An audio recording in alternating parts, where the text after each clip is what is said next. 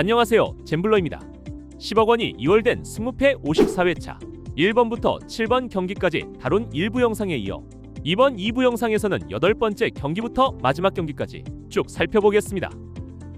승무패 54회차 8번째 경기는 불가리아 1부 리그 명문팀 루도고레츠와 북마케도니아 리그 소속인 슈켄디아의 경기. 지난 8월 21일 스코페에서 열린 1차전 경기에서 슈켄디아가 2대1 역전승을 거뒀는데요.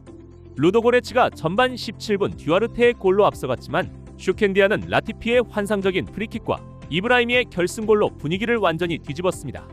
이 결과로 2차전을 앞두고 슈켄디아가 조금 더 유리한 고지를 점한 상황인데요. 두 팀의 전력을 살펴보면 루도고레츠는 불가리아 리그 최강자로 리그와 컵, 슈퍼컵을 모두 제패하며 트래블을 달성했습니다. 다국적 선수단과 화끈한 공격 전개가 강점인데요. 반면 슈켄디아는 북마케도니아 리그 상위권을 지키는 팀으로 조직력과 응집력이 돋보이고 세트피스 활용 능력이 뛰어나다는 평입니다. 하지만 불가리아 리그는 슈켄디아가 속한 북마케도니아 리그보다 유럽 축구 랭킹이 높고 홈경기 승률도 월등한 것이 사실입니다. 부상자 상황을 보면 루도고레츠는 주전 윙어가 컨디션이 불투명하고 슈켄디아는 중앙 수비수 결장이 예상돼 수비 안정성에 변수가 있을 것으로 보이는데요. 이번 경기의 흐름을 예상해보자면 전반에는 루도고레츠가 강한 압박과 공격으로 주도권을 잡을 가능성이 크고 후반에는 슈켄디아가 역습으로 기회를 노릴 것으로 보입니다. 제 예상 스코어는 루도고레츠의 2대0 홈승을 예상해보겠습니다. 9번째 경기는 파우크와 리에카의 경기. 지난 1차전에서 루카메날로의 헤딩골로 리에카가 홈에서 1대0 승리를 거뒀는데요. 리에카가 점유율을 높게 가져가면서 슈팅 기회도 더 많이 만들었습니다. 이번 경기 홈팀 파우크는 그리스 슈퍼리그 강호답게 최근 울스베르거를 꺾으며 좋은 흐름을 이어가고 있는데요. 루체스쿠 감독 체제 아래 강한 압박과 빠른 전환이 특징입니다. 반면 리에카는 크로아티아 리그 상위권 팀으로 짜임새 있는 조직력과 중원의 조율이 강점인데요. 다만 최근 리그에서 패배를 기록하면서 기복을 보이고 있다는 점이 변수입니다. 이번 경기 흐름을 예상해보면 전반은 리에카가 쐐기골을 노리며 주도권을 잡을 가능성이 커 보이고 후반에는 파우크가 홈에 응원을 등에 업고 강하게 반격할 것으로 보입니다. 제 예상 스코어는 파우크의 1대0 승리인데요. 그렇게 되면 합산 1대1로 연장전에 이어 승부차기까지 갈 수 있는 아주 치열한 승부가 예상됩니다. 10번째 경기는 디나모 키예프와 마카비 텔아비브의 경기. 디나모 키예프는 우크라이나 리그 챔피언 클럽으로 전통적으로 강한 조직력과 개인 기량이 돋보이는 팀입니다.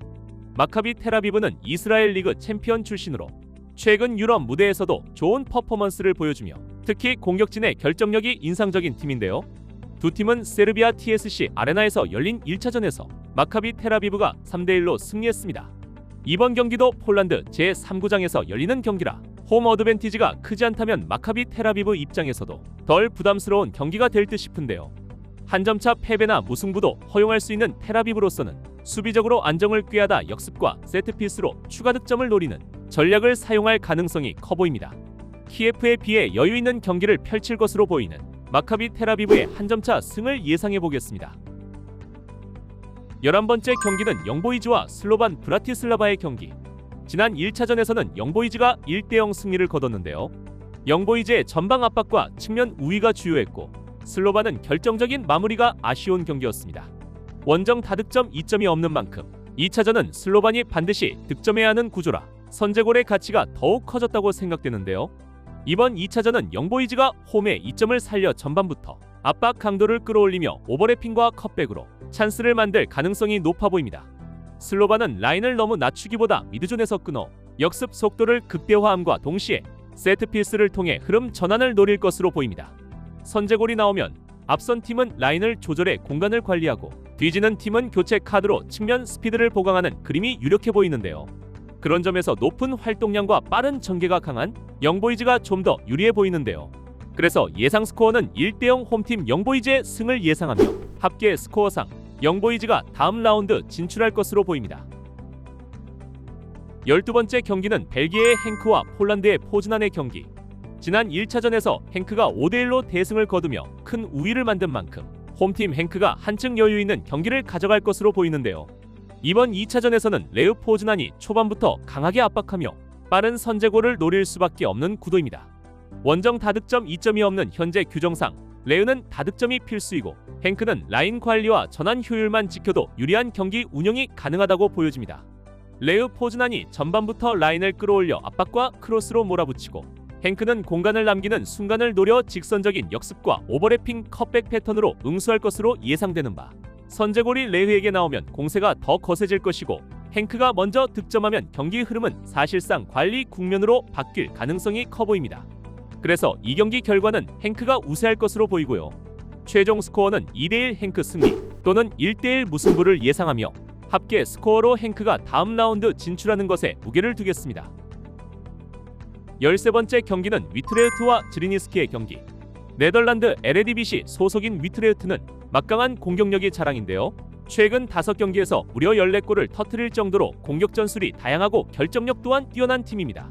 반면 지리니스키는 지난 슬로반 브라티슬라바와의 경기에서 0대4 패배를 기록했고 위트레우트와의 1차전에서도 0대2로 패하며 수비적인 약점을 노출했었습니다. 이번 2차전에는 수비적인 안정감을 찾는 것이 최우선 과제일 텐데요. 역습 기회를 노리거나 세트피스 상황을 최대한 활용하여 득점을 노려야 할 것으로 보이지만 그 기회를 얼마나 살릴지는 의문이 듭니다. 홈 2점에다 최근 공격 흐름이 워낙 좋은 위트레우트의 우세가 점쳐지는 가운데 최종 예상 스코어는 3대0 홈팀의 완승을 기대해보겠습니다. 승무패 마지막 14번째 경기는 루마니아 축구의 자존심 FCSB와 스코틀랜드의 붉은 군단 에버딘의 경기. 양팀은 1차전에서 손에 땀을 쥐게 하는 난타전 끝에 2대2 무승부를 기록했는데요. 양팀 모두 2골씩 주고받으며 공격력을 과시했습니다. 먼저 FCSB는 1차전에서 보여줬듯이 기술적인 플레이와 창의적인 미드필드 진영이 강점이라고 할 수 있겠는데요. 지난 원정 경기에서 2골을 넣고도 2골을 실점하며 수비에 대한 아쉬움도 남겼지만 이번 홈 경기에서 팬들의 압도적인 응원과 함께 더욱 공격적인 에너지를 발산할 것으로 예상됩니다. 반면 에버딘은 1차전에서 강한 피지컬과 견고한 수비 조직력을 유감없이 발휘했지만 2골을 내주며 아쉬움을 삼켰는데요. 원정 다득점 원칙이 폐지되어서 에버딘 역시 2차전에서 무조건 승리하거나 무승부 후 연장전 또는 승부차기까지 갈 각오를 해야 할 것으로 보입니다.